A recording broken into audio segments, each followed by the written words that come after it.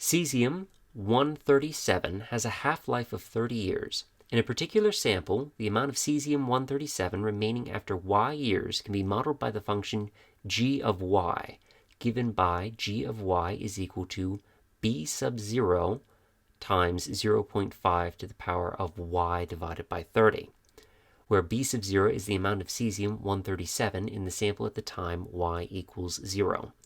Which of the following functions j of t models the amount of cesium-137 remaining after t months, where b sub 0 is the amount of cesium-137 in the sample at time t equals 0, keeping in mind that there are 12 months in a year, so t is equal to 12y.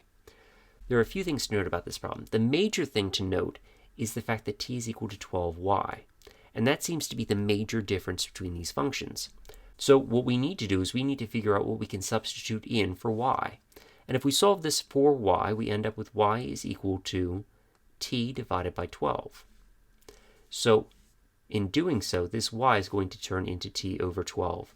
And if we simplify, which of these are going to be that simplification?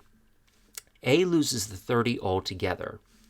B, well, it looks like they did 12 times 30. That seems to be the right answer, but we'll hold off. Here we have the 1/12, but we're timesing it by 30, and it's not in the denominator, so that doesn't work. And then D is you're just timesing by 12 instead of 1/12, so that doesn't work either. So B is our answer. And if that doesn't resonate with you as much, do think that we are stretching this function by a factor of 12, and anything that happens horizontally happens the opposite of what you would think. So instead of multiplying by 12, we divide. And when you divide a fraction, you have to multiply by the reciprocal, so 30 times 12 is our 360. So again, that is why B is the correct answer.